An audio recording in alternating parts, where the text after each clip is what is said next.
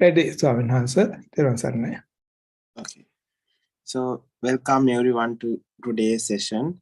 And today we are going to have a discussion about, especially about the practical aspect of using Anicca, Dukkha, Anatta in our day-to-day lives, so that the level of suffering in our day-to-day life can be reduced using the Ariya Dhamma. So, since we have had few discussions in this forum about the Ariya Dhamma, now we know what Anicca, Dukkha, Anatta is, and it is better to broaden our understanding about Anicca, Dukkha, Anatta, since it is the main characteristics of this world that we should see in order to attain enlightenment. In a sermon done by Supreme Buddha says that when a question was asked what needs to be done to become Sotapanna, his answer was that you have to see the world as Anicca, Dukkha, Anatta. And the same person asks, so what do I need to do to become Sakadagami? So from so on to Arihat, so on Sakadagami, Anagami, and Arihat are the four stages of enlightenment where one reaches the supreme or ultimate level at the Arihat Pala. So when that's the case, every answer to that monk's questions, that means what do I need to do to become Sakadagami, what do I need to do to become Anagami and Arihat, was the same answer. So he was giving the answer as you have to see the world as Anicca, Dukkha, Anatta. So we have a good point there to highlight, because so that means the Anicca, Dukkha, Anatta, the characteristics of this world has different levels of understandings in it. So Anicca, the level of Anicca that we know might not be the real depth of it. We might know some level of it, but there's more depth to it. So we have to actually focus on it and try to understand more about the characteristic, since it is the only gateway to attaining Arihathood. So let us see that, there's a very good point that we should remember when practicing Dhamma, that is, Dhamma is not actually information or knowledge. Knowledge is there's a part that for knowledge as well, or knowledge plays a part in it as well, but it is not the most important part when it comes to Ariya Dhamma. So especially before starting this session, we would emphasize that this moment is a very rare occasion to occur, because you have created a lot of merits in the past while associating with the ministry of Buddha. This effect, so you have created causes, and this is the effect that you get. You get the privilege to listen to Ariya Dhamma. So that privilege has been occurred not because of it's not a coincidence. It's a result of causes. So you have created causes. All the causes that you have created, all the meritorious power that you have created may agglomerate together to create the background for you to understand Ariya Dhamma, so that this dreadful sansaric journey would cease to exist at the end. So you will be able to reach enlightenment. May all of you get the background to understand the Ariya Dhamma. Ultimately, attaining the supreme bliss of Nibbana. Accept this blessing with the sadhukara. So after that, we have to think about the barriers or obstacles that we have when we are practicing or trying to understand, comprehend Arya Dhamma. So most of the time, they are bad or negative energies that act against this event. So since we had no idea what is right and what is wrong during the samsaric journey, we did what we felt right. Most of the time, they were not moral actions. They are immoral actions. 10 immoral actions, namely killing, hurting, having unethical relationships, lying, slandering, using harsh language, using meaningless words, maliciousness, greediness, and having wrong and distorted views. They were our main tools that we used to solve a problem. Because of that, maybe our people, noble people might have get hurted by our actions, especially Aryas. So if that has happened, let us seek forgiveness for our wrongdoings. By forgiveness, it means that we are acknowledging that we have done something wrong, and we are promising ourselves that we are not going to do that again. With that in mind, recite sadhukara so that you acknowledge, you are accepting what I am saying. Sadhu, sadhu, sadhu. So for today's discussion, so initially we would try to understand the depth of anicca, dukkha, and anatta, or the reality or the characteristics of this world, and then we'll try to apply it to our day-to-day lives, so that we would be able to lead a life where suffering is relatively low, and this is the way to end all suffering. And this is a journey. This is an ascending pathway. So it does not happen overnight. If it happens overnight, it's because that person's wisdom is so high and he completed. If let's say there's a road which is we have to or a journey we have to complete, and the distance is like 100 kilometers. If we use a hypersonic jet, it won't take an hour. It will take few minutes or seconds for that matter. But if we are going on foot, then it would take much more time. Just like that, journey is actually we have a bit of a long journey, but for some people they have very high wisdom as well.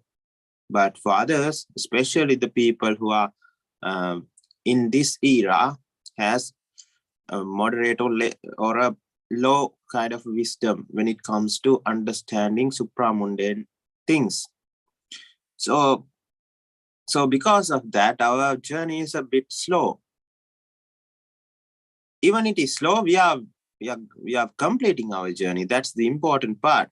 If we are cutting a tree, we have to see what we have done. So the amount of wood that we have cut, and we have to be happy seeing that. So we have already cut 2 inches. It's true that we have to cut another 100 inches. But if that 2 inches was not cut, then we have to complete 102 inches of wood to cut that tree. So with each and every stroke with your axe, you would be happy, because that 2 inches starts to expand. It becomes 2.5. It becomes 3. And that means what you are doing has a result and it's working. So you have to be happy and you have to continue. Because one day that would become 101 inches and the tree would fall on its own. For that, not only the last stroke you made with your axe, but the first one also helped. So each and every stroke with your axe is important.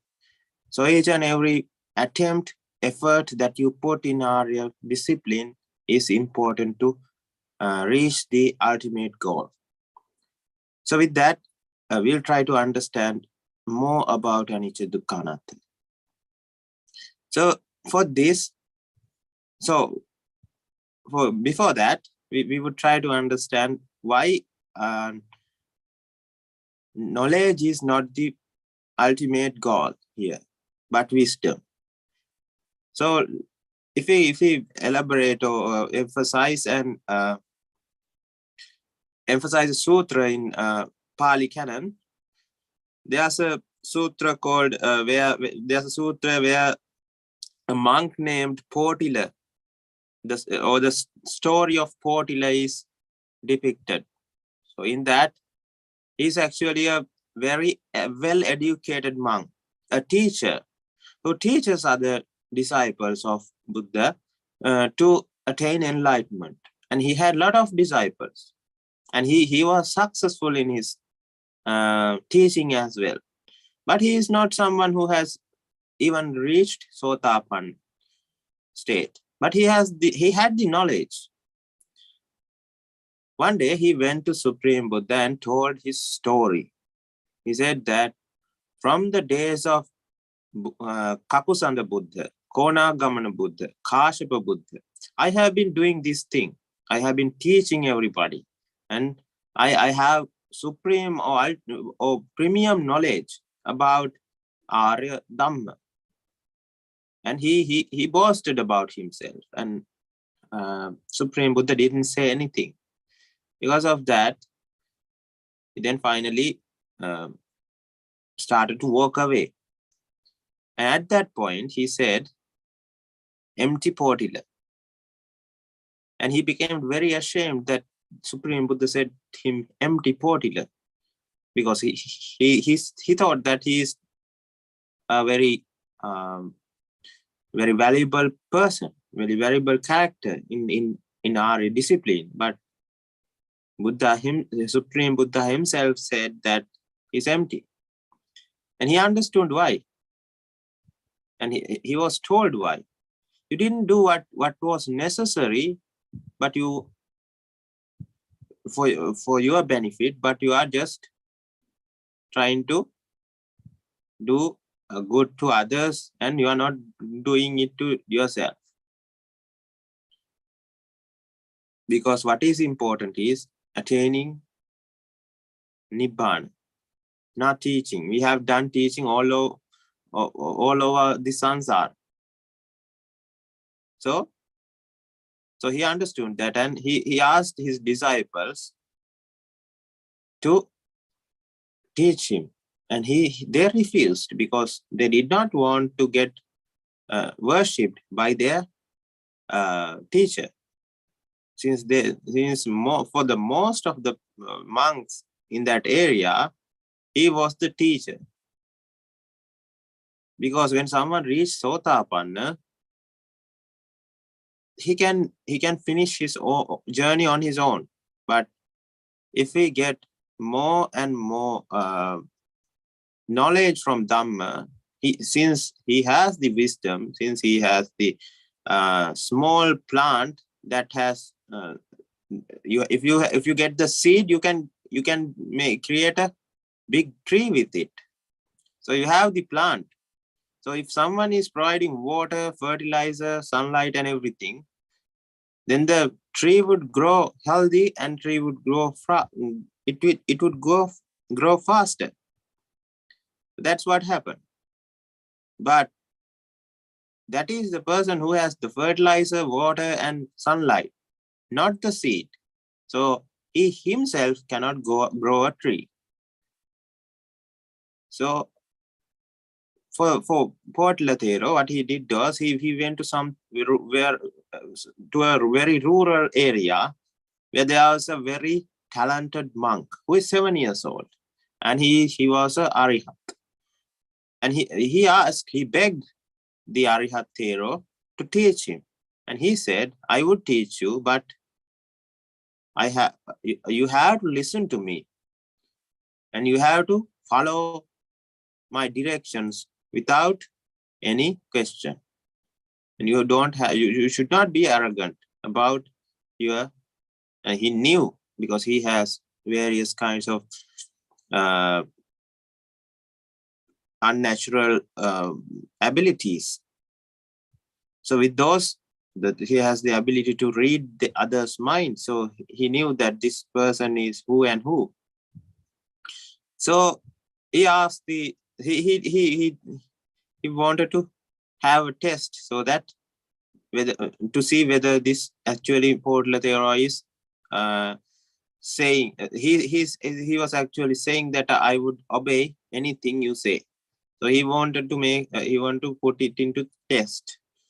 So there was a very big pool of mud. So he was asked to walk in that pool of mud, into the pool of mud. So he started walking, and now he is covered with mud to his knee, and soon it came to his waist, and to his chest, and to his neck, and now mud has come up to his nose. If he go further, he would drown. So at that point, this Arihat Thero said, stop and turn back and come back. Now he came back, and he was asked to clean himself, and he was given the necessary information and necessary guidance, and he became an Arihat. But the important part is what happened at the pool. He was learning a lesson at the pool. In Arya discipline, mud is compared to sensual pleasures. So for lay people who are buried in mud up to their nose cannot become Arihat straight away. That was the lesson. And that was what was missing in his teachings as well. What he was doing is he was trying to make someone Arihat in one go. But it is ascending story, and that was the point he was missing. It is ascending story, ascending pathway. So what you have to do is you cannot just put your foot on the ground when you are in the middle of a pool full of mud. But only thing you can do is you can put your foot next to or in the mud again, but to the side where the mud level goes down, so that from the level of nose, it would come to the level of chin. So now the level of mud was reducing. So if you continue that process, the mud level will go down and down and down, and at the end you would be able to put your foot on the ground and get out of the pool of mud. So that's how it is done. So you cannot just get rid of sensual pleasures straight away. You just have to gradually work on the big issues first, then on intermediate issues. When the big issues are gone, intermediate issues become big issues. So then you treat the then big issues or intermediate issues, and then when those also are gone, you have to focus on the fine ones, and that's how you practice and you complete the journey. So he understood it. He understood why mud was there and what is the meaning of mud and what he was doing wrong. Everything was understood with that example that the Ariya Thero gave him. So what is important in this story is there are 2 points that is highlighted here. One is knowledge is not the most important part when it comes to Arya Dhamma. It is about the practical aspect. And it is about eliminating raga, dvesha and moha. It is about eliminating suffering. If level of suffering is not eliminated, even though you learn, even though you by heart, even though you know the term, every Pali term, it would be helpful. Not that it is totally useless. It would be helpful in this life or in the future. So it's good that you do it, but you should know that it should not be your priority. You should not just prioritize it and think that I am doing what is needed.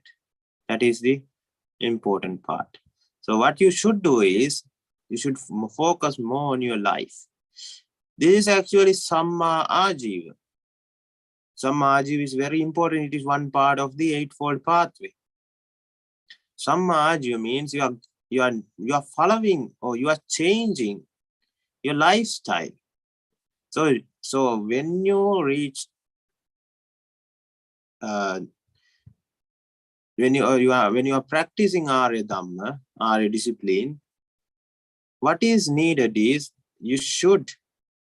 what happens is initially when you reach this when you reach this rare understanding, your life would be changed. If you have been doing unethical bad things, this would be changed. You'd see the turning point, but for some people they are actually okay. That means they are not that immoral in nature. They are just leading a normal and peaceful life. So they won't see the difference that much. But when someone reach Anagami, the difference would be very well seen. Cannot be hidden. It is not hidden. So if someone reaches there, then that person would see the change in his lifestyle, how the priority or the value given for sensual pleasures just vanished. And even if you think about it, it's not coming, because the level of wisdom is so high, you see the senseless nature, pointless nature of it. It was just like when you are small, you might have played with clay, and you might have played with sand, making sand castles and everything. But when you become older, at about 40 years of age, you won't be doing that. Why did the small one did it? Because he found it very pleasurable. He found it very meaningful and helpful for him, his life. So that's why he did it. But when you get older with the growing wisdom, growing understanding, even if someone threatens you to do it, you wouldn't do it with joy. You would see it as a hindrance, as a waste of time, pointless, senseless. Just like that, an Anagami would see sensual pleasures as senseless, weak, and pointless. So let's take 2 people. When you are trying to understand the depth of Anicca, Dukkha, Anatta, we should see Anicca, Dukkha, Anatta, which is the real nature of the world, from various aspects. Just like we are trying to see we have an apple on our palms, on our palm. So if you were asked to examine it, we would see from different angles and try to cover all the areas. And let's compare this apple to this world. And we are wearing spectacles. And these spectacles show the Anicca, Dukkha, Anatta nature. And that's our view. That's why we are seeing through those spectacles. And the apple is the world. So no, we are not just looking from one angle, but we are turning the apple from side to side, and we are seeing the apple from different angles so that we get the full view of it. So we are examining it, we are studying it, and we are understanding. Just like that. So we should get this example and see the Anicca, Dukkha, Anatta nature, especially the suffering nature, Dukkha nature.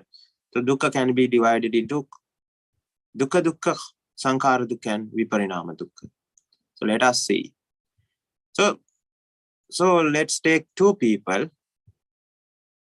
One likes watching TV, listening to music, and using all the perfumes and deodorant,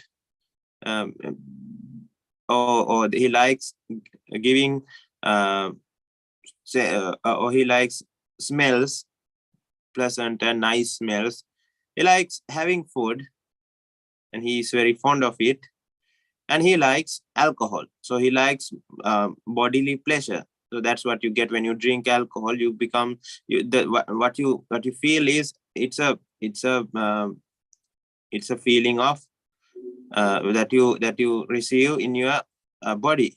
So he likes sensual pleasures. In short, for the other one, he does not want to watch TV. He doesn't like it that much, and he's not addicted to it. In very rare occasions, he might watch the news. That's all. And he does not like songs very much or music, and he does not wear these fancy perfumes or deodorants. He eats whatever he get. He does not have that much of a preference when it comes to food, and he does not have alcohol. Now we know that there are people like that. So other than these two differences, they are similar in every aspect, identical. The salary is similar, and their lifestyles are similar, and everything is similar. Now let us see whether they can have a similar lifestyle actually, or similar salary actually, if that's the case. So let's start with the person number one, where the person number one has a lot of vexation or things to cover, or he is actually enjoying more when it comes to feeling, when it comes to lay eyes, he's enjoying. You would say that other person is miserable, his life is miserable, he's just not enjoying anything, and he's just missing in his life. But since watching TV is important, he has a vexatious mindset for watching TV. That's why when it is treated, he feels blissful. So initially, he has a bliss or a vexatious mindset for watching TV, vexatious mindset for listening to music, vexatious mindset for wearing perfume, vexatious mindset for having delicious food, and a vexatious mindset for drinking alcohol. So that person has these 5 vexatious mindsets, other than the regular ones that he shares with the other person. Just like, everybody has to go to washroom. Everybody has to cover up their body when there's cold, When they are warm, they have to use a fan or a air conditioner. Those are always there for the both of them. But apart from that, this first person has 5 more vexations, which needs to be treated. So you have to remember that both of them has only 24 hours to expend in a day. So the first person has to spend some time to treat his vexation of the eye and ears and nose, tongue, and body. It would take considerable time from his life, from his day. But for the other, in the other hand, the other person would have this time as a free time, and he would be not busy about treating these vexations. So what these things, these vexations cannot be treated just. It is not easy to treat them, but you need to buy a TV first and a device that plays music, and you have to buy deodorants and expensive perfumes, and you have to buy food which is expensive as they are delicious. So you have to buy bottles of alcohol as well. Now the salary, if you think about it, now if the both of them are having 40,000 rupees, now for the first person, 40,000 is not enough. He needs twice the amount. He needs 80,000. So what happens? He has to do his job. So he has to do overtime. Otherwise, do a second or a part-time job. So his free time is getting reduced. Now he is so busy and his life is so hectic. And working is not blissful. It is always suffering and it is always tiring. But he has to do it because he has 5 monsters to feed. And feeding these monsters take time as well. So when he goes home, when he is on the bus, while going to work, he has to feed these monsters. He has to listen to music. When after he reaches home, he has to watch TV and have alcohol and everything. So his life become so suffering. And the problem is, as soon as these 5 vexations are treated, they end up in Jara Marana. Or this get back to its normal vexatious state. So if you stop, or if you fulfill your desire to watch TV, just after you fulfilling it, second by second, this vexation would build up, and after about 1 day or 2 days, you would get the vexation to watch it again. So you cannot maintain the level of satisfaction. The level of satisfaction would go back to its vexatious state second by second. So it would happen to listening to music, having delicious meals. So when you fill your belly, fill your tummy, you would not feel hungry straight away, but second by second, you are reaching for the vexation of hunger. And after about 5 hours, you would feel the vexation of it. You would feel the problem. But it did not come in a moment. It gradually grew to that. So even 1 second of hunger is important, because if 5 hours is a compilation of seconds. If even 1 second was removed, it's not 5 hours. It's just 5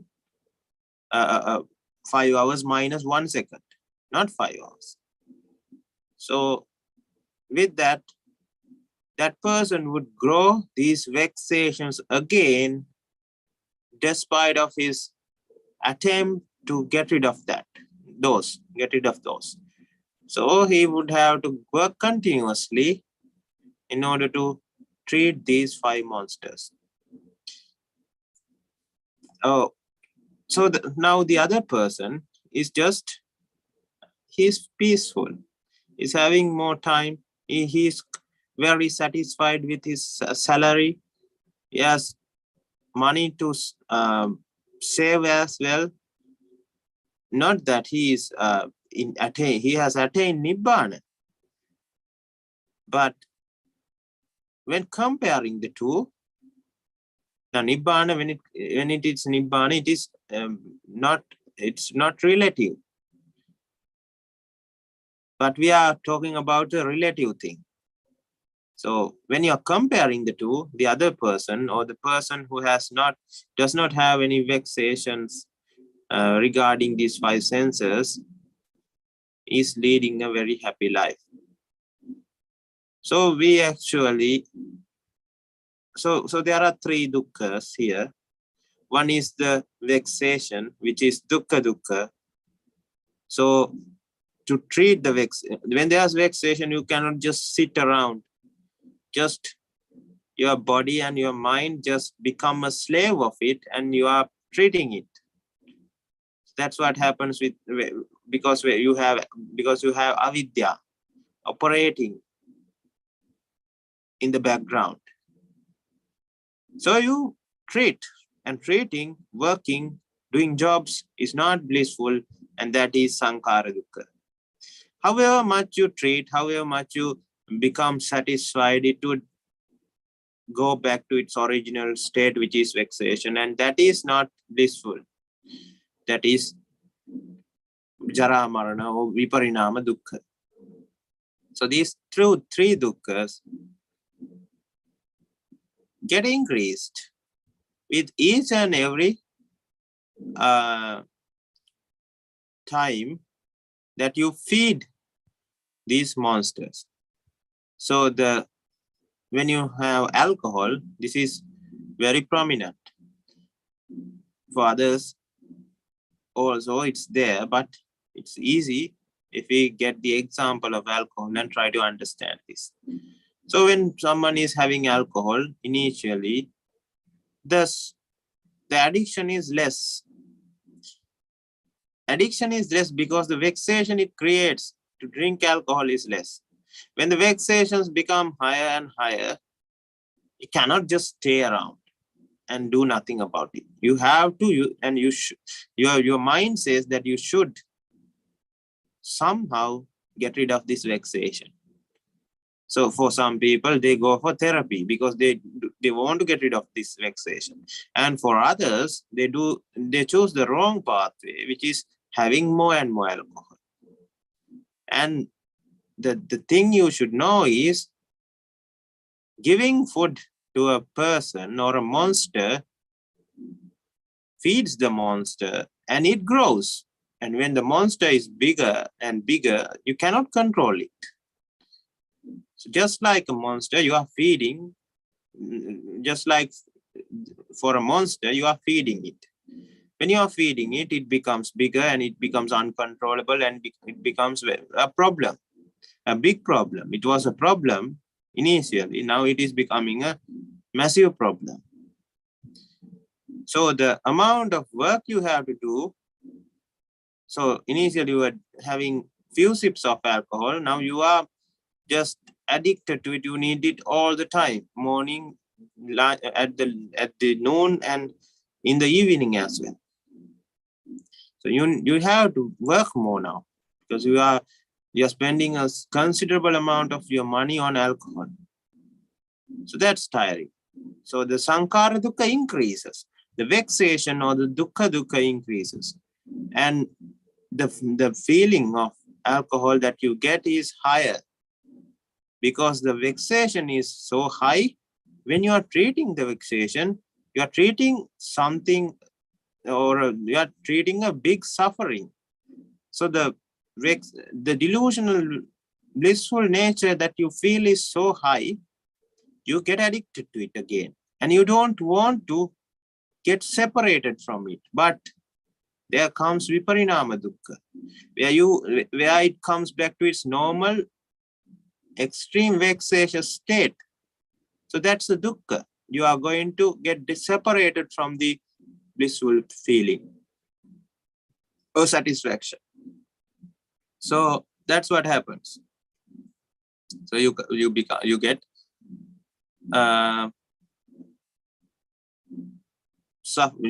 you become a victim of suffering. So now this is what you have to see. So this is the story of modern people. So their lives have become so busy, and you have to see why.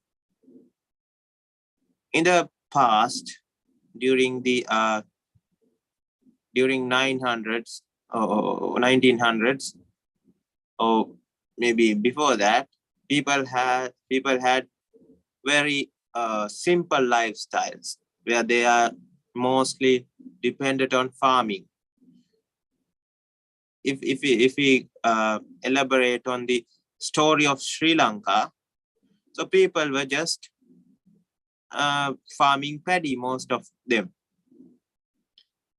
So they were cultivators, and the amount of effort and the amount of busyness was very less. They were not having a very hectic lifestyle. They were just going to their work in the morning, and they were doing what is necessary, and in the evening their work is done. And while doing the work also, it's not a very what you call a stressful job. They are just doing their what do you call their own occupations. They can there's no boss who is telling what to do and what not to do. If they want, they can go and work. If they don't want, they can have a leave. Since they did not find their job as a nuisance or as a problem, what they did was they went to it. They went to the job and they just did what needs to be done. And in the evening, they had a lot of free time because they did not have these monsters to feed. And they were very satisfied with what they had most of the time. Now we are just comparing the two. Not that this farmer has attained Arihat Pala. But this is what happens when you get attached.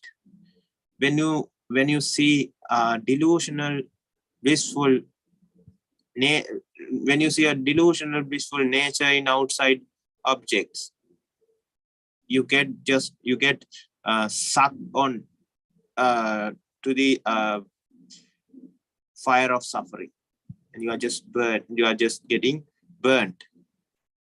So the other person was just, because he has time, he went to temple and he was listening to Dhamma, and his life was happy. And if we apply the happiness scale to these two people, first one would be very upset, even though the world would say that the first person is the one who is happy, watching TV, listening to music, and occasionally going to cinema and having a very joyful and happy life, having alcohol and all this stuff. But actually he was the one suffering. The other one was, the people would say that he is having a miserable life, and he is just not enjoying life. He's just a farmer who is working all day, very tired at the end of the day, and he's not having any luxuries in his life. But in real life, in real scenario, he's the one who is happy. He's the one who is spending. He's the one who is having more free time, peaceful. And peace is what is important. When you don't have peace and freedom, then that is not peaceful. So the reduction of suffering is the key point when it comes to Arya Dhamma. And the other key point is when you try to increase blissfulness through outside objects, what you get is more and more vexation. So that treating of this vexation can create blissfulness. So this is what you need to understand. So more you chase after outside things. So this is what is explained in Dukkha Ariya Satya, Dukkha Samudaya Ariya Satya, Dukkha Nirodha Ariya Satya, Dukkha Nirodha Gamini Patipada Ariya Satya, all the Four Noble Truths. The second one is Dukkha Samudaya Ariya Satya, and which is the meaning is the reason for suffering. And what is the reason for suffering? And we are referring to the suffering created by avidya. So what is the reason for the suffering which is created by avidya? Attachment. So since the first person was attached to so much, he was suffering and he did not have a peaceful life. So what we need to do is we should get rid of this suffering, seeing the correct nature of the world. Otherwise, it won't be possible. And now comes the practical aspect of it. So how do you do it? So now everyone is saying that you should do it, but you have to know exactly how to do it. So what is Nibbana? Ragakyo Nibbanam, Dveshakyo Nibbanam, Mohakyo Nibbanam. That means if you are devoid of Raga, Dvesha and Moha, then that is the ultimate result. So you have to just focus on three aspects in your life. Whether you have Raga, and when are you having Raga? You have to be vigilant about it. When Raga starts to occur, or Ragic thoughts, Ragic words, Ragic actions starts to occur in your soul or in your mind, you have to be mindful of it. And that it's the same for Dvesha and Moha. So let's start with Desha because it's very prominent and it is very, harmful as well. So for Dvesha, when someone gets angry about anything, let's say you are just driving and the other person is not driving according to your rules or the rules of people or the rules of the government, whatever it is. It's just breaking all the law and being a nuisance for you. Trying to overtake and honking all the time and everything.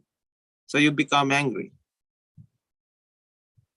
And as a Buddhist, what you would do is getting angry is so bad and it is not good for my journey. And I am trying to become enlightened and I am trying to get rid of all the suffering. So I should not get angry. So what you do is you bottle it up. You're just not doing it in the correct way. That's what I am saying. So for another example, someone is scolding you. You have a person who is giving a hard time to you. Scolding and saying names and saying things that you don't like and everything. What you do is you are just clenching your teeth and you're not just saying anything. You are trying to be patient and you are just bottling up your anger. So you're not putting it out. And this is a technique that is used in all the disciplines, especially in psychology and everything.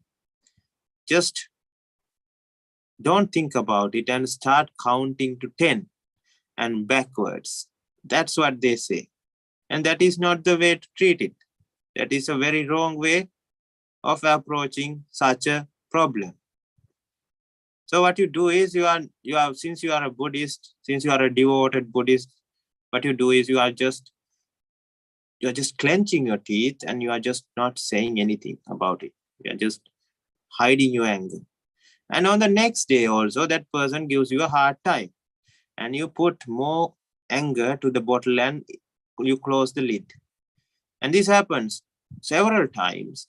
And now the capacity of the bottle is coming to its end. So one day it would just blow up and your anger would come out and you would scold that person or hit that person or kill that person for that.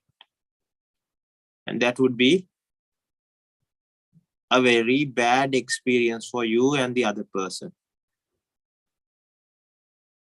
So this is not how you treat according to Ariya discipline. So you have to focus on wisdom. So you have to go back to the roots of it and cut the roots so that the tree is not getting any necessary requirements for it to grow. So the tree is done. Trees die. Trees should die. We are just covering up the tree with a blanket and saying, now there's no tree. That is the normal late approach. But what we are doing is we are just cutting the roots of it so it does not grow and it does not grow back. So what you do is you go back to the roots. So initially you got angry because someone is saying bad, mean things about you. So you have to know the basic principle that dvesha is a result of raga or attachment.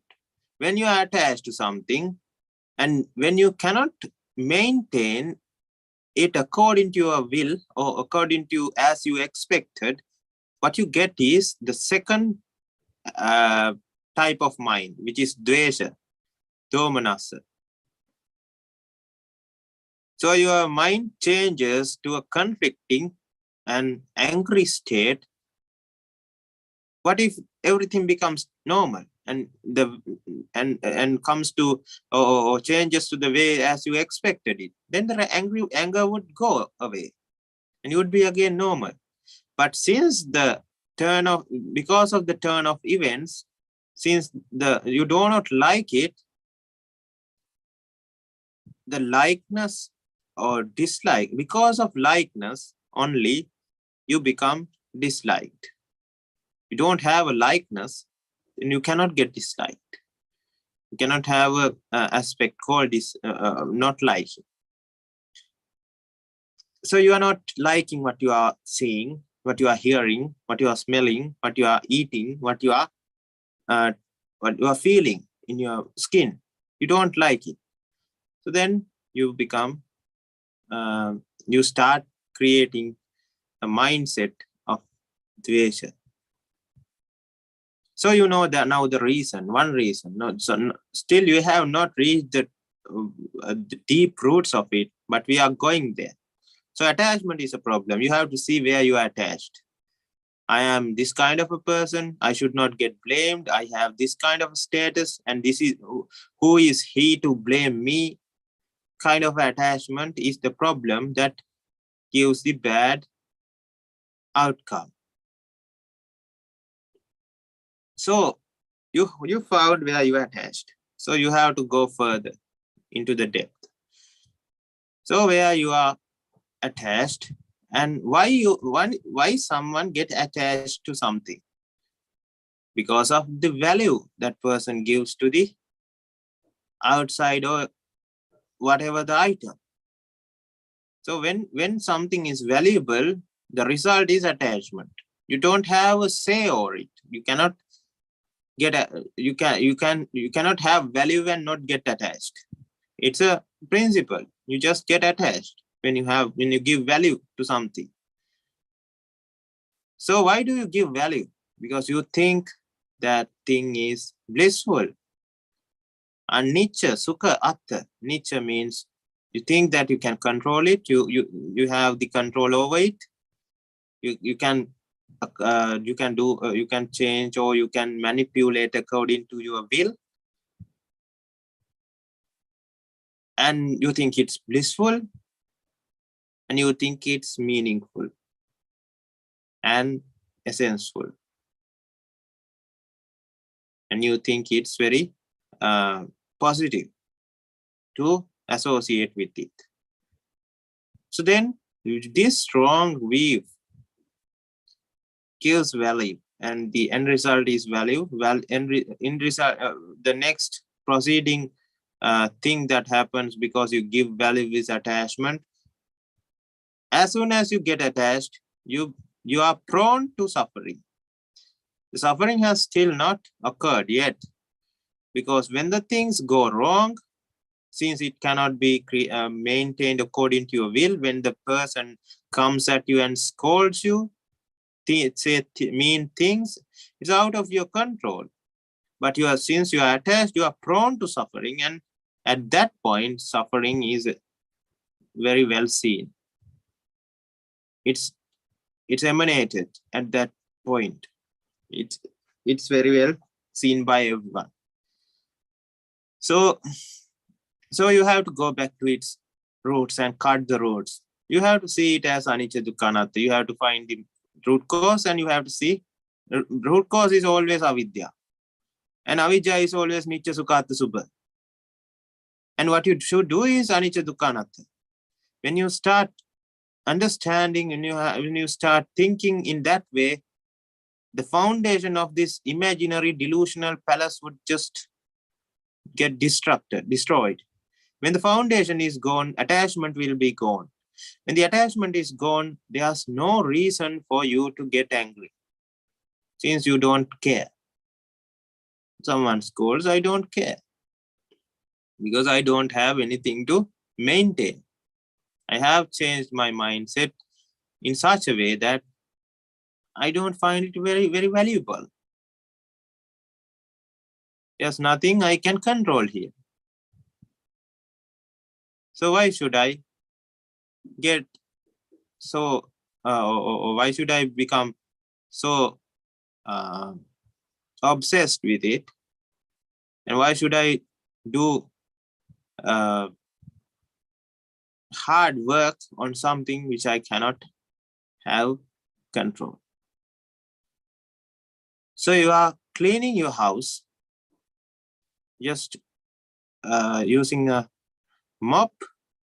You are just cleaning the living room, and someone comes with dirty shoes and straight away come into your living room, and you get angry since you see muddy steps on the tile, on the floor, where you cleaned it.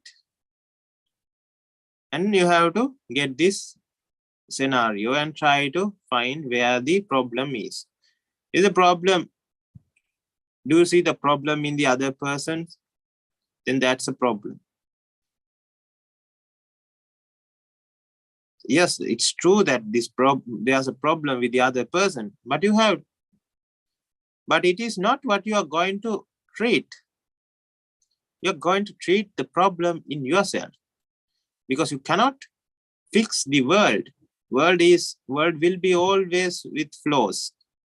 And if you are trying to fix the world, then you would just lose. And it cannot be done. Even Supreme Buddha could not do it, because it's not possible. What you can do is you can change the other side, your side. And you can just be okay with what you get. So what is the problem? Why is the person getting angry? You have to find When you if you treat this kind of a problem in the normal lay approach, what would happen is you would just, it's okay, it would not happen again, I would just clean it again. Then you would do, I should not get angry, and because this is bad and I am a Buddhist and I should follow the discipline, and you would just shut up and you just clean it again. And this happens on the next day and the next day and the next day, and this person reaches his limit, and he would just start scolding on that other person, and that scolding would not be normal. Even if it happened on the first day, it would be normal. He would just say it would be controllable. He would just say, don't do it, it is not nice because I'm cleaning it, you are just making a mess and everything. He would just be natural and normal. But when it comes to the last day where he or she cannot control, that would be a blast. And that person would not enjoy it, and he would not know if he was doing it unconsciously or because he is not very smart. It would be very problematic for that person, because it is not a natural reaction, because it should escalate slowly. But now it decided to escalate so bad that the outcome would be not known. Can be anything. Can be a fight. Can be a big problem. Whatever. So what should be done? You should know that if you are willing to become happy from something, it should be willing to feel the consequences as well, because there's nothing to get happy about in reality, in the eyes of wisdom. If you are thinking that there's something to become happy about in this life, that's not right. That's not the truth. Yes, you can become happy. It is by knocking on your head and rubbing or stroking your head so that you feel happy, and that is not very wise approach. That is not a very wise approach. So what you should do is you should understand that this kind of a approach is not what you should do. So here this person is cleaning the floor, and you are seeing at the part which is cleaned, and you're happy about it. You see, when you are cleaning your house, you see the cleaned part. Now you have done your work, and now that part of the house is very clean, and you are very happy about it. If you become happy about it, see, that is because you are attached. And attachment is the reason for pain and suffering. Now you have created these causes for pain and suffering, and you are just clean the rest. Since the clean part is Anicca, Dukkha, Anatta as well, it can change in any moment. Something can fall onto that floor and get dirty again. Someone can step on it, and all the mud prints will be there. So you are prone to suffering, but you like the blissfulness. That's why all the sentient beings get attached to this samsara. And if you see the consequences, that's the only way you can get rid of this samsara, as said by Supreme Buddha. So what you need to understand, so here you are attached to the part which is cleaned.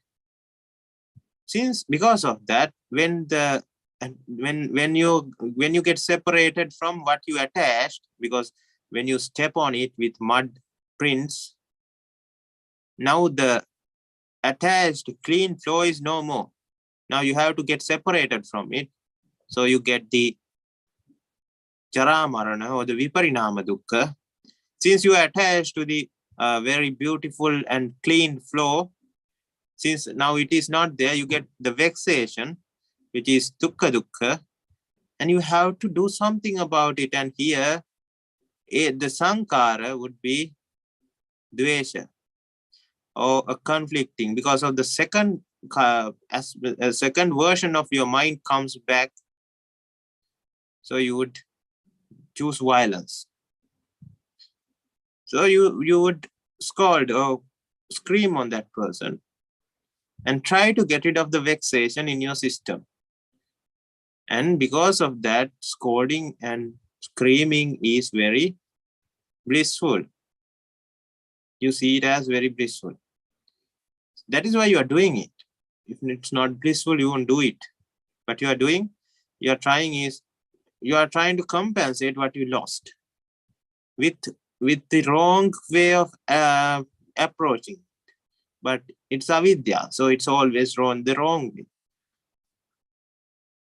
So you are in pain, your heart is racing, your body is shaking, you are angry, your face has gone red, and you are losing your lifespan, the amount of years that you are going to spend, and you are creating causes for hell. And that's lot too. That is lot of bad outcomes as well. So what you should do is, you should again go back to the roots. So you are attached to this clean flow. That's the problem. And you have, because why are you attached? Because you think that it is valuable. So why do you think it's valuable? Because of avidya, anicca, sukha, atta, subha. Now what you have to do is, you have to see it as anicca, dukkha, anatta, subha, and that's the meditation we are talking about. Ariya meditation. This is vipassana. Now this is the practical aspect of it. Now when you are practicing like that, what eventually, this is not happening overnight. For a person who has very good wisdom, it would, but for most of you, it would take time, but it would happen.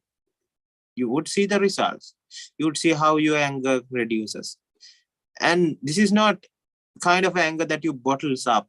So it does not come back when the causes get aligned again.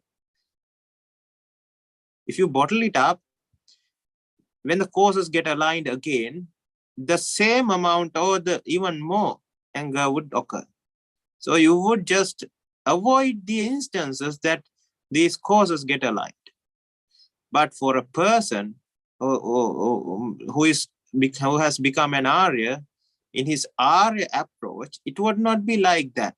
He would be cleaning the floor on the next day as well, and he would be thinking in Arya from an Arya aspect, and he would be like, this is anicca, dukkha, anatta. This flow is also anicca, dukkha, anatta. I should not get at. I am just cleaning this because it is the social norm and it is what should be done. And I don't have any control over it. I am just cleaning it because it is what should be done. And the same person comes and put mud prints on your floor. And you would see, yes, that is Dhamma. Dhamma has showed me what is right and what is wrong. And I am very happy that I have already seen what is right. And he would just clean those footprints as well. And he would not get that unhappy, angry thoughts. And that's how you get rid of suffering when it comes to dvesha. And for raga, it's the same principle. So for raga, you just have few steps lesser than dvesha. So when you get attached, you see, we took that example of two people where one is so attached to watching TV, listening to music, using perfume, and using or having food, delicious food items, and having alcohol. So he's vexatious, and when you become an Arya, you see the cycle, and you see that this is not a very pleasant or a very wise way of feeling blissful sensation because you are doing something pointless and senseless.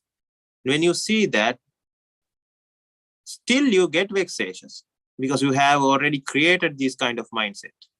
So when you see the drama, TV drama, or the movie, you get very upset because you're vexatious. You just want to see it. And what the normal approach or the lay approach of the normal Buddhist would, or a normal person would be clenching teeth again. He would be, no, I'm not watching it. I am somehow getting rid of it.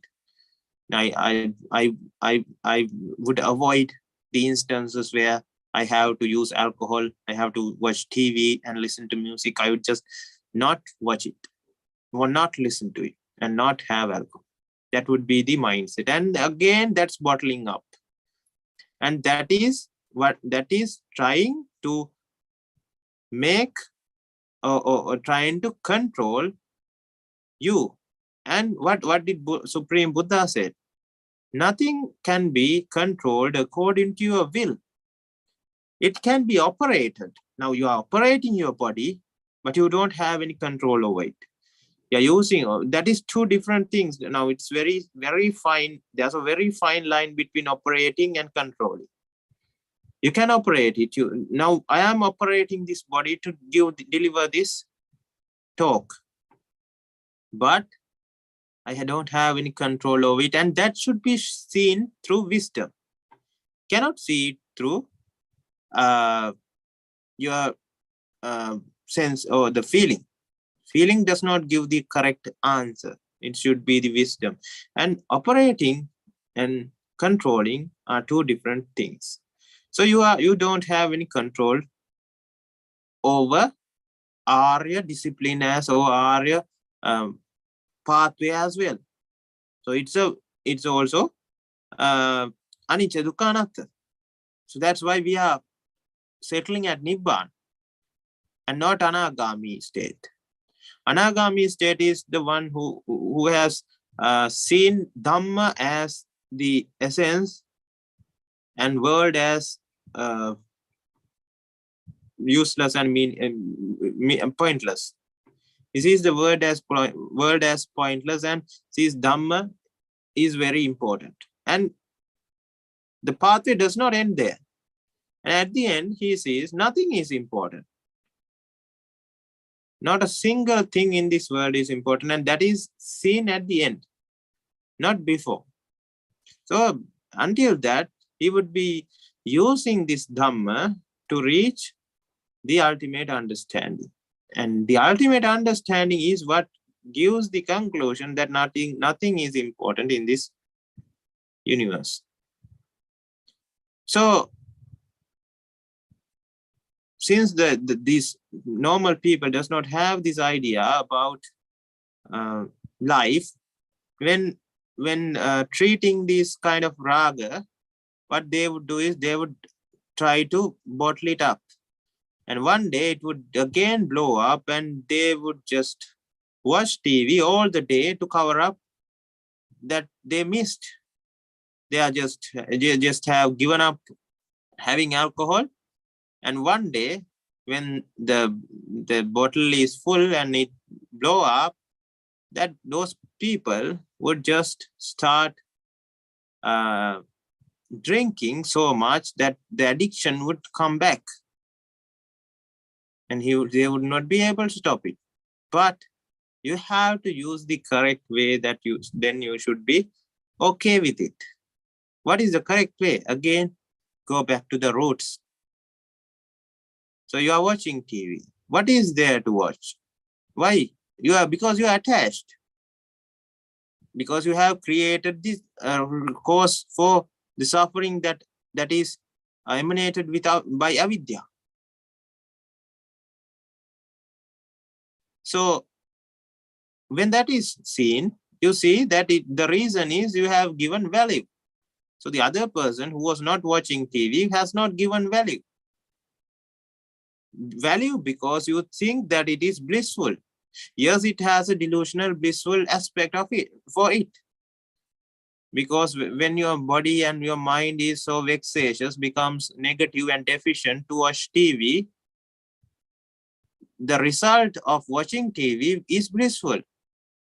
But in reality, the TV is 0.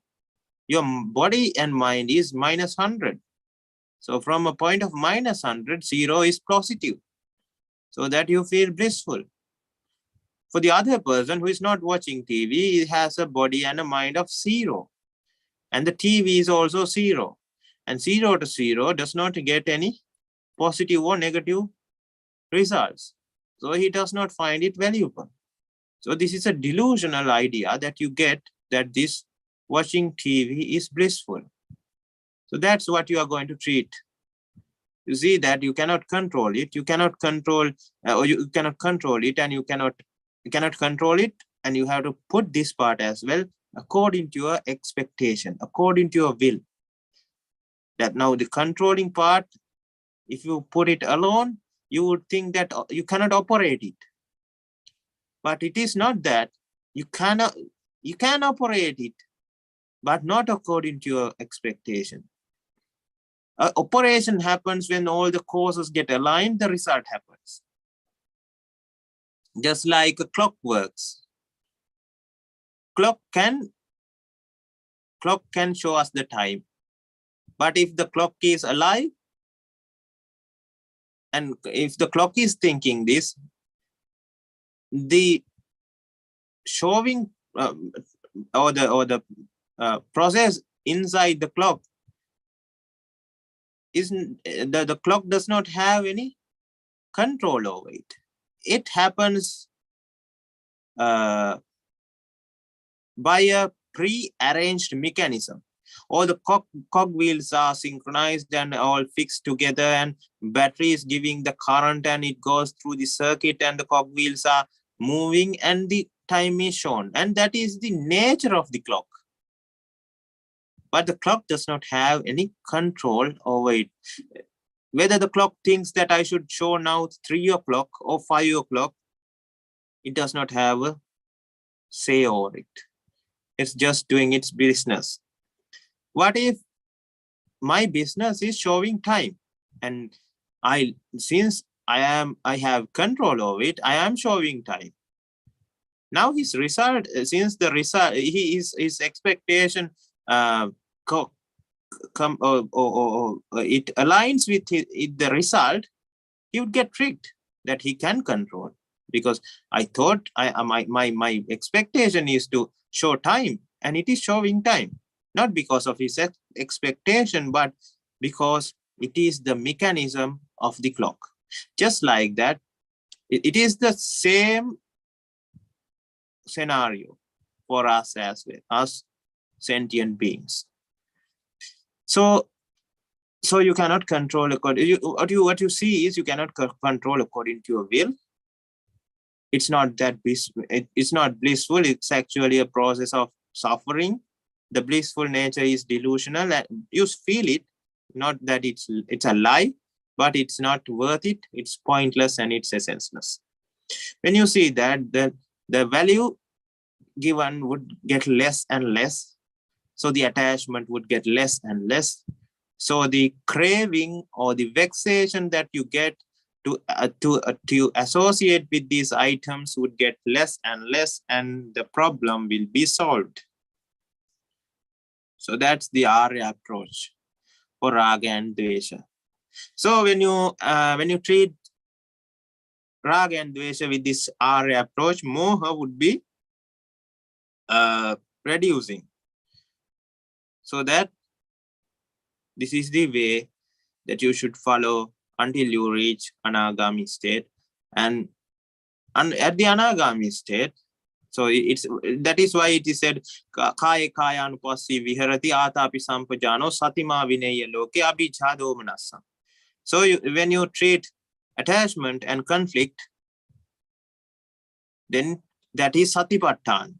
That is the meditation that we are practicing here. And we had a comprehensive explanation about the meditation. Now, this is a practical aspect of practicing it. So it is the same for all the attachments. So that is one. There are three limbs that we have to think of: raga, dvesha, and moha. So initially or primarily we focus on raga and dvesha because raga comes with moha or ignorance. Dvesha also comes with moha, ignorance. So actually there's a part of dvesha, moha in each raga and dvesha. So when you treat raga, moha also will be reducing because we cannot catch moha without a very high level of samadhi, which we reach at anagami state. So then only we would be able to identify and treat the fine level of moha. It's very, very fine. So moha also attached with dvesha. So when you treat dvesha, moha part of it also will be gone. So that's what we need to focus on. For whether it's about watching TV, whether it's about listening to music, should not approach in the wrong way. So I'll give you an example of how this is done. So if you are in the ocean and when there's a water current towards you, now you have a problem because you are going to die. When there's a water current, you would be dragged into the deep ocean and you would just get sunk. And you would be dead in minutes. So what a normal person would do is, because he can swim, he would just swim against the water current. And that is not something you should do. Because water current is so powerful, you would just get exhausted and you would die again. What if you do not do anything? Then you would be dragged along or dragged into the deep ocean and you would die there. So there's a way to get protected or escape from this water current. You have to swim perpendicular to it. Then what happens? The water current is like a tube of high velocity water stream. So when you escape from that tube, you would just get into the normal ocean or normal sea, and you can swim back to the shore. And you would be saved. Just like that, when you are practicing Ariya discipline, Ariya pathway, you should not try to nicha sukha atta it. Or you should not think that it is according to my control and will, according to my expectation. If you think like that, you would try to control your mind.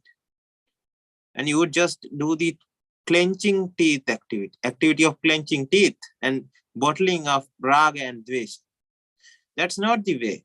And that is swimming against the water current. And if you do not do anything about it, raga and dvesha would be all over the place and you would be dragged into the hell or the four hells in no time. That's also sinking in the ocean. So what you should do is, you should practice the Ariya pathway, which we discussed today, and you should swim perpendicular to it and get out of the water current. Now this water current, this story is actually a simile, a comparison. So this water current is compared to ocean, the sansara. So we are all caught in this sansaric water current. So if we try to go against the anicca, dukkha, anatta nature, then we are trying to get exhausted and we would die. If we do nothing about it, we would be trapped in the endless sansara. What we should do is, we should use the Arya Dhamma with using our wisdom to get rid of it. And that is the way to do it. So with that explanation, we would end today's main discussion, but it's time for you to ask questions and clarify more and more about the practical aspect of understanding or practicing Ariya Dhamma.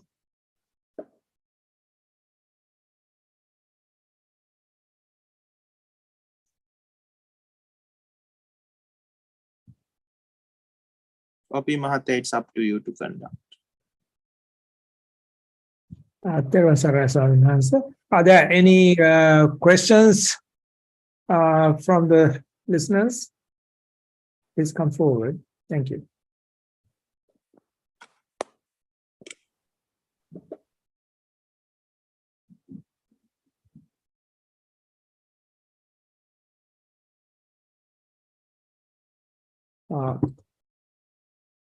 Since there are no other questions, so excuse me, sorry, I have a quick question I want to ask.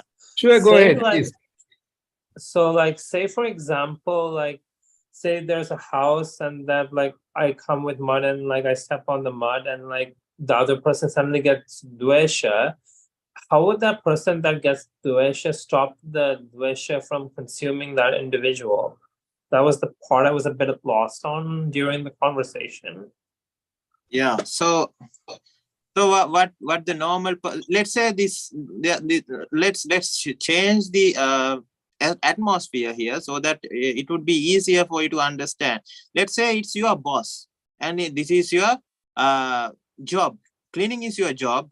This is not your house, and this is your job, and it is your boss that is doing it every day, and you are a cleaner and you are cleaning it, and they pay for you to clean. So you don't have any say over your boss to say that you should stop this. I am not dealing with this kind of attitude or treatment. You cannot say. So it's up to you now. It's only up to yourself, because you cannot treat the other person because it's your boss and you would lose your job, and you don't want that. And if you practice the normal path, that is bottling up your anger, you would be so angry at your boss, and you don't have anything to do about it, and you die and become a demon with that kind of a mindset at the end. If you die, if you get that mindset at the end of your life about thinking about your boss's ill treatment to you. So what you should do is, as we explained before, you have to find the root cause of it. What is the root cause? The only reason for dvesha is attachment. If you are attached to something, then that thing changes its original form. So you are, in this example, you are attached to the cleaned floor, cleaned office here. When you are attached to the cleaned office, since you don't have any control over what happens, because you cannot have control according to your expectation, what happens next and what happens now. So when the person puts mud prints on the floor, you get so upset because you are attached to the clean floor. Say you are cleaning your friend's room because you were there last night and you thought that you should do something nice to him because he gave accommodation for the night. So you thought of cleaning the floor, and you are cleaning it, and your friend comes with mud prints to his room. And you would not be that upset. You would be upset for some extent because you have this kind of a mindset in your in your mind, in you, and it is embedded in yourself. But you would not get that upset. You would say, I was cleaning and you are just keep putting mud prints on it, and I am not doing anything about it, and I am going, because you are not that attached. You did not feel that much pain and suffering. Just like that, when you are practicing, when that is happening at the office, since it's your responsibility to clean it, now you are so much attached to it as well. So when you are attached, the amount of pain and suffering that is created is more, because of that level of dvesha that would be occurring would be higher. And what you would do is you would try to solve that problem with dvesha, or getting angry, scolding at that person, trying to so in the normal Buddhist person's experience, what he would do is he would just bottle it up. But as this is happening every day, and since when the causes align, the effect is imminent, and you cannot do anything about it, you get angry every day, and you would bottle it up, and the bottle has a capacity, and that would burst up. Even you would get courage to scold at your boss as well one day, or hit him, or quit the job. That's what would happen. So because that's the wrong approach. So what you need to do is you need to find the root cause. So your attachment, you found attachment is the problem. And what is the reason for attachment? That is because you have given value. So why has you given value? Because you have seen Anicca, Sukha, Subha, nature in that item, object. So what you have to see is you have to remind yourself about the Anicca nature, Dukkha nature, Anatta nature. Cannot have it controlled according to your expectation, and it is not something blissful, because having attachment creates this Dukkha, Sankhara Dukkha, and Viparinama Dukkha. Because when all the things in this universe ends up in Jara Marana, so you would have to get parted, separated with what you like. Eventually, even if that person did not put mud prints on the floor, some dirt would come, and that beautiful clean floor would get dirty again. So the amount of level of attachment would create problems anyway, and that would be vexatious. And you would, if you are a person who is so obsessed with cleaning, then that Sankhara Dukkha would come, because you cannot bear with the vexation or Dukkha. And this cycle would continue, and you would see this with your wisdom. That is called Vipassana. Now you are seeing Dukkha, characteristic of Dukkha. And because of you are seeing Anicca, Dukkha, and Anatta, which is, you see that this is pointless, this is not essential, what I am doing, so I should stop this. So you don't have to think that you should stop this. When you are thinking in this pattern, the attachment would be gone. So desha also would be gone. So when on the next day, and your mindset would change to, I should just clean this floor, and it is my job, and I am just doing my job. And if you isolate the question and just addressing that problem, and not thinking about the whole what you call the full nibbana, there you can think in this way as well. I am just doing it for money, and he is paying for me to clean, and why am I getting angry at my job, which is cleaning? Now, if the boss comes and put 1 cube of sand on the floor and asks me to clean it, I should be okay with it because he's paying me to clean and not anything else. And I am not just doing, if my job is from 8 to 5, I'm not doing overtime. I am just doing my job at the time allocated. So it should not be a problem anyway. And you can think like that. Oh, it becomes a problem because you have an attachment, and that's because of avidya. Now you have to think in that fashion. So your dvesha would be gone from its roots. So when it is gone from its roots, you're doing the thing which is bottling up.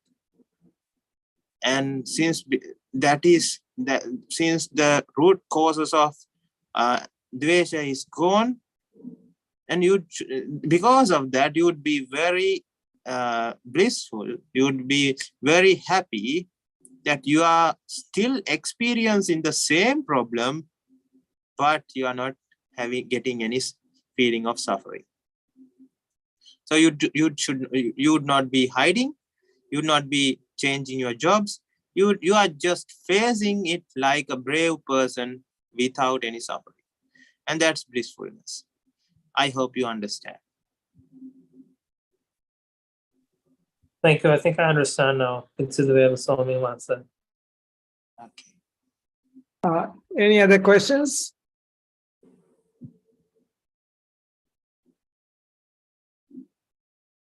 There was an answer. But you're describing that two people, one was almost addicted to a lot of things and the other person was not. But the person who is not doing anything, how do we say that that person is not suffering, or he's, because I'm assuming that they are not, they have not entered path to Nibbana, or not a stream enter or anybody, but these are ordinary people. So just because the one person is not watching TV or not listening to music addictively, how do we say that person is not suffering less than the person who is doing all those things? How do you discriminate? Yeah. How do you describe them? So that's why I told this is a control experiment. So everything about the two people are similar, other than the other person, or the person who is addicted has these 5 addictions. So apart from that, so if we give more information about it, it would be like, since this person, so we are isolating these five items here. So one is having the problem and one is not having the problem. It does not say that he is not prone to, the person who is not having this kind of attachment is not prone to these kind of addictions.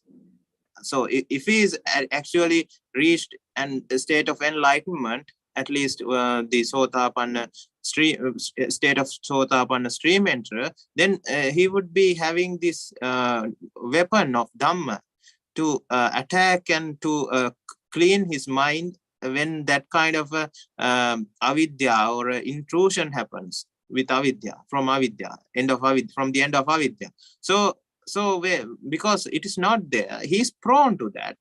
So say he meets these views or images and sounds of saying that this watching TV is good and this TV series is good, that drama is good, this movie is good.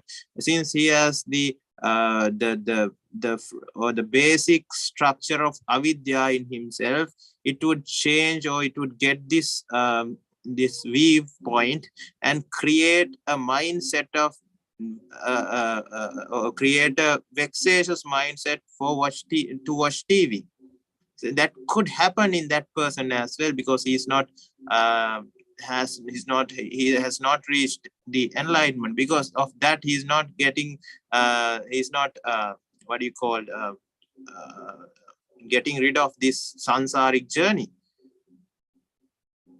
We are saying that in that point of their lives, if you isolate the occasion scenario and think about the sufferings in those two people at that point, one is suffering more and one is suffering less. It does not say that the other person is attaining enlightenment. But since the busyness is more, since the problems are more, since he has to treat them, these three dukkhas would be there in the first person and would not be there at that point, at that instance in the other person. But it can also occur later because he does not have any wisdom.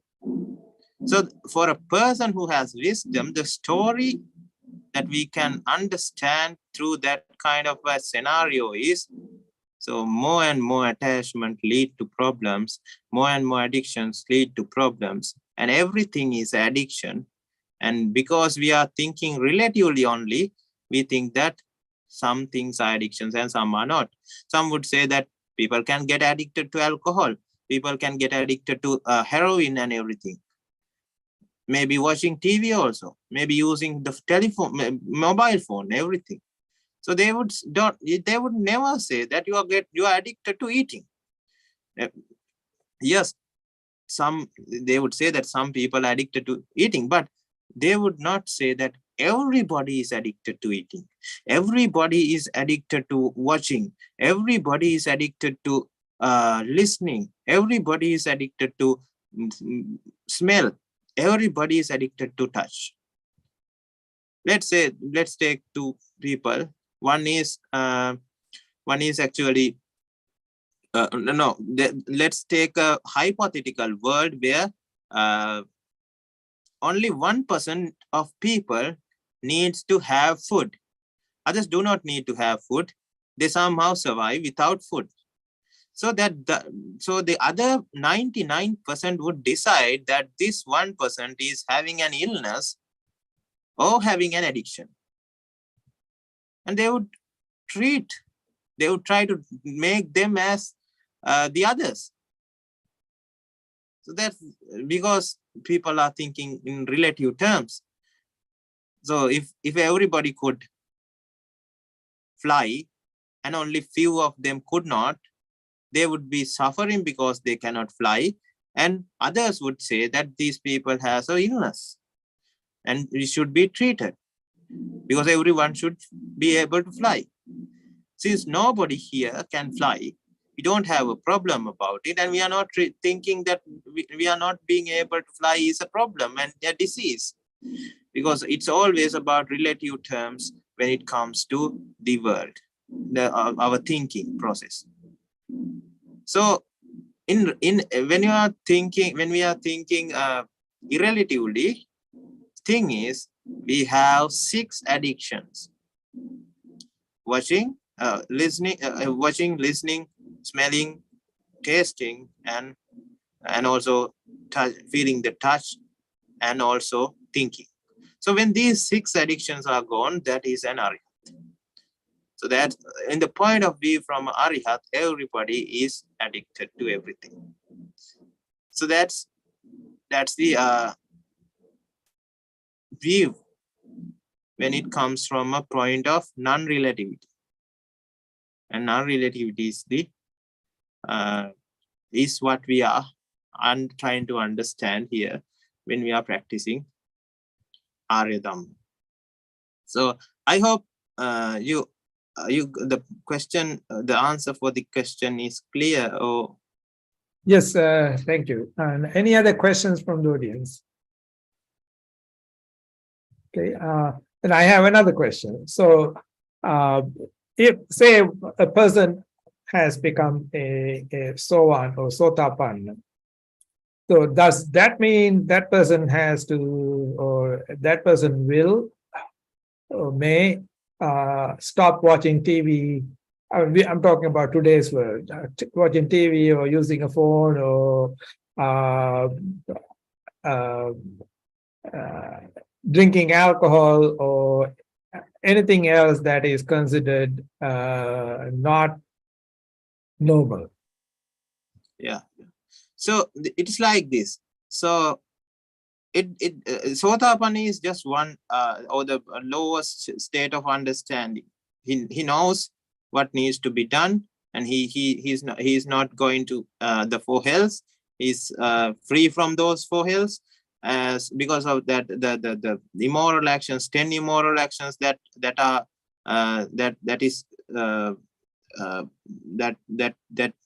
that can happen from him is limited. But he's not a perfect person. So he would be watching television because he's addicted. Because he's having this vexation about watching that. Now a person would not enjoy an addiction. The thing is, when you are not Sotapanna, you would enjoy it and you would have the viewpoint that this is blissful. You would not think, you would not be able, because you don't have data or wisdom to understand it. You would just get blinded with the watching. But the Arya person is not blinded. He knows that this is a problem and this should be stopped, and I am just caught in this delusional mindset. He knows that. But since it's the vexation from his bad experience, from his bad addiction is so high, he cannot stop. So he would watch so that he could get rid of the vexation, and he would not enjoy that very much. He would just find it when that goes out of hand.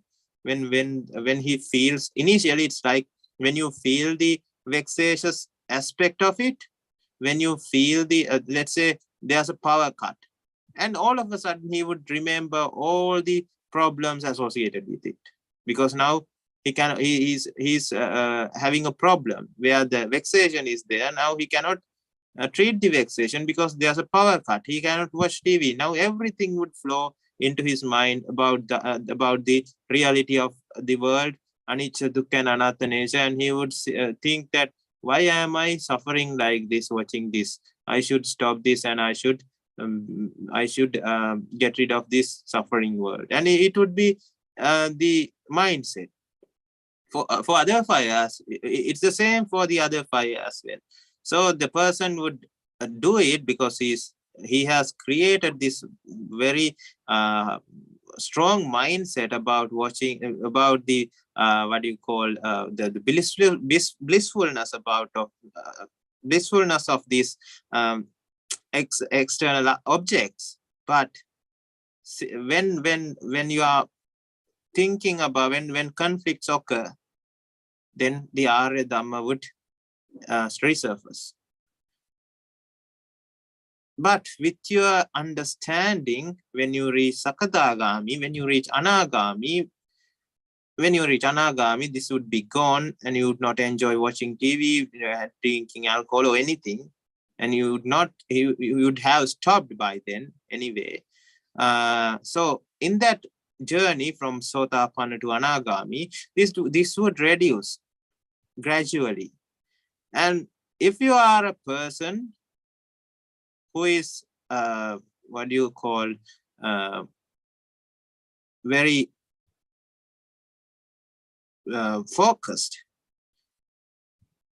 in attaining Nibbana, then you would actively participate, or actively think, actively use your words, actively use your actions to complete your Arya pathway. And you would, when you get raga, you would just go back to your initial roots of it, and you would think like Anicca, Dukkha, Anatta, and get rid of that raga. When you get dvesha, you would just go back to its roots, and you would think like that, because you are suffering because you are not knowing about it, because of ignorance. When you know that you are suffering because of ignorance, you do something about it. If it's actually blissful, then an Arihat also would do it. It's actually delusional bliss, because of that Arihat is not doing it. It's not, we are not saying that you should do the act of this bottling up. That's the problem. That's a problem. So you think that you should get, you should reach Nibbana. So what you do is you are trying to just clench your teeth and bottle it up. No, you should go for Vipassana. You should go for Satara Satipatthana. And that is how you should get rid of these problems. And that is not forcefully doing it. You are creating your field, or you are creating an environment for the wisdom to grow. When the wisdom grows, it does its work.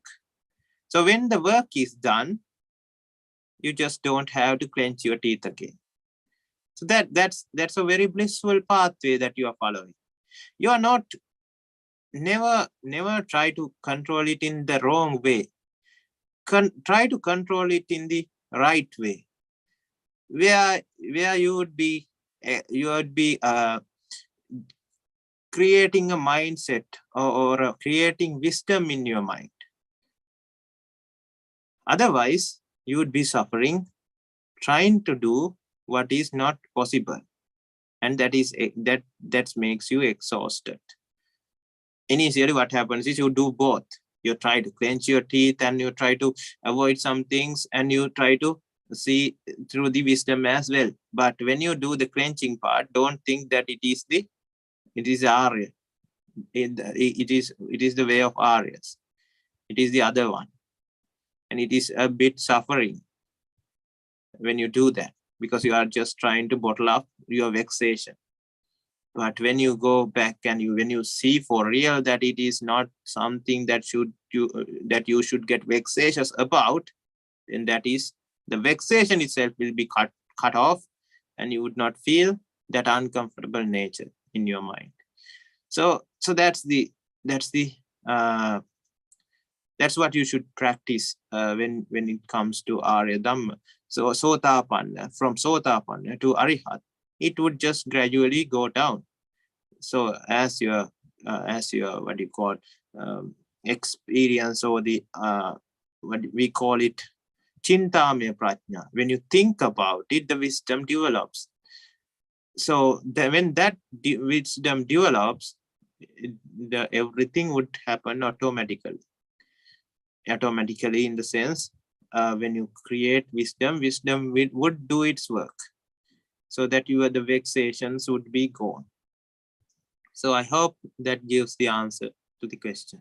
Yes. So essentially, what you described is that when you are Sotapanna, you may have the things you have been doing before you came to that state, but you may still be suffering from that. But when you advance through the path to Nibbana in Sakadagami, Anagami, and other states, the suffering from those things will become less and less, and you don't have to suppress your feelings, because the wisdom will take care of what is needed. So essentially, you don't have to make an effort to distance from those habits or anything. It will gradually wane by itself. Is that correct interpretation? Yeah, that's what I basically explained. But there's an aspect like this when you are practicing, for especially this is actually not the pathway. So the pathway for bhikkhus or monks and lay or the upasak upasika, or the people who are not clergy, are different in several aspects. So if I emphasize on the pathway that is practiced by a monk, then actually we are refraining from these kinds of environments, so that it enhances the process of increasing wisdom.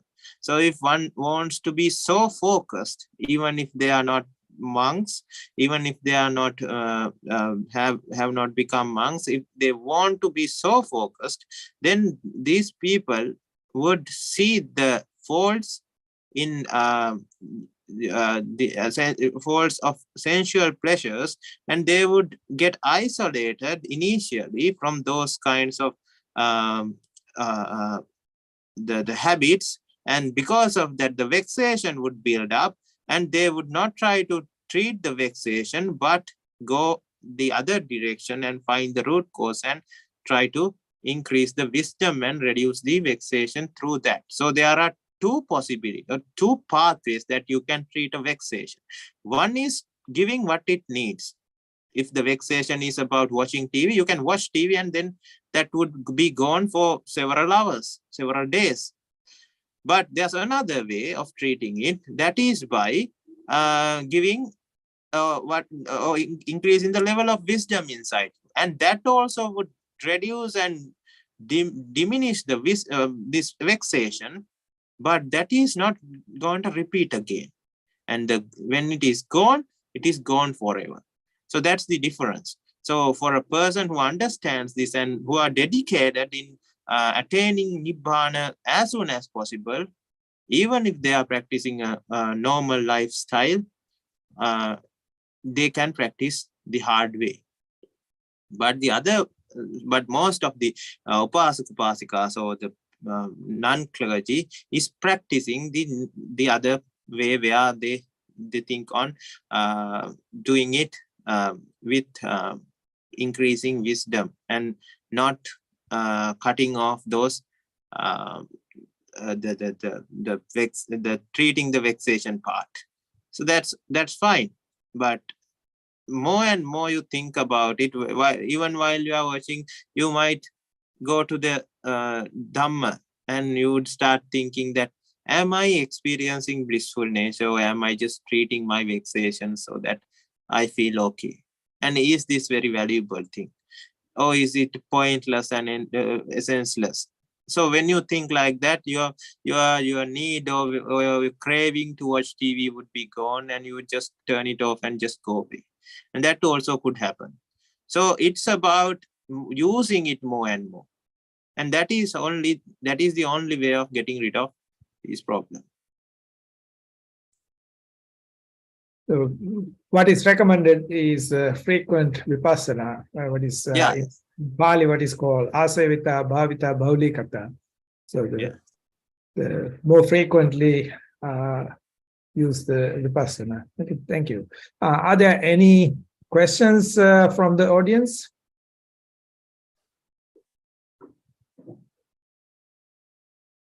So I guess we have spent 2 hours and almost 10 minutes, and may I respectfully invite our Thero to deliver the merit transfer. So everybody gathered here today to discuss about the Ariya Dhamma and understand the reality of the world, ultimately with the wish of attaining Nibbana.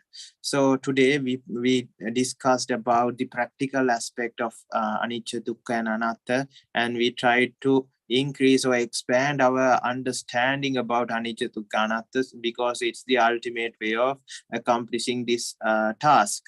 So with this actions, with this creation of thoughts, creation of words, and creation of actions, we have created a lot of merits, and we cannot measure it. It's immeasurable. So we have created immeasurable amounts of merits during the process, and all of those merits may help us and everyone else who joined, even if we cannot see them or we can see them, to attain Nibbana. May all the hindrances, barriers, and obstacles that cover up the eightfold pathway to achieve Nibbana may diminish, and may everyone get the opportunity to attain the supreme bliss of Nibbana. Accept this blessing with the sadhukara. Sadhu, sadhu, sadhu. And also let us remind everybody, including our dead relations, including everyone who had helped us to achieve this kind of Arya Dhamma during this sansaric path, sansaric journey, especially our teachers, parents, and people who gave us jobs, and everybody who helped us during this dreadful sansaric journey. And let us remind all the people who were hurted by us without knowing what is right and what is wrong. We might have used all the 10 immoral actions as tools to achieve what we need. So let us remind all the people who were hurted by us, who were harmed by us, and let us remind them in this special occasion as well. And also the people who made this event a success, people who created Zoom platforms, and people who donated tablets, and people who created these kind of technological grids so that we can have discussions like this. And let's remind all the people who created this temple, and people who shed even a drop of sweat to create and to maintain and to maintain these temples and these structures. So let us remind all the deities of 6 realms of gods and 20 planes of Brahma, and all the living beings, all the sentient beings in this universe as well. And let us transfer this meritorious power, and may they admire this Dhamma discussion with a bright mood, being happy about Buddha, Dhamma, and Sangha. May they refrain from doing sins. May they do meritorious deeds, ultimately understanding the supreme bliss of understanding the reality of the world, finally attaining the supreme bliss of Nibbana. And transfer these merits to them with metta and kindness with the sadhukara. Sadhu, sadhu, sadhu. Abhivadana silissa niccang vaddha pachayino chattaro dhamma vaddanti ayuvanno sukham balang ayurarogya sampatti sagga sampatti mevacha ato nibbana sampatti minate samichatu. Sadhu, sadhu, sadhu. Thank you. Silavantan punya ketara durlabhene mandan Sari Pocham Vishenagam Agutam Patipatu Sada Silandam San Buddha Puttam Nama Sadhu, sadhu, sadhu. Sadhu, sadhu, sadhu. Theruvan Saranai. We'll meet on August 5th. Okay. Theruvan Saranai.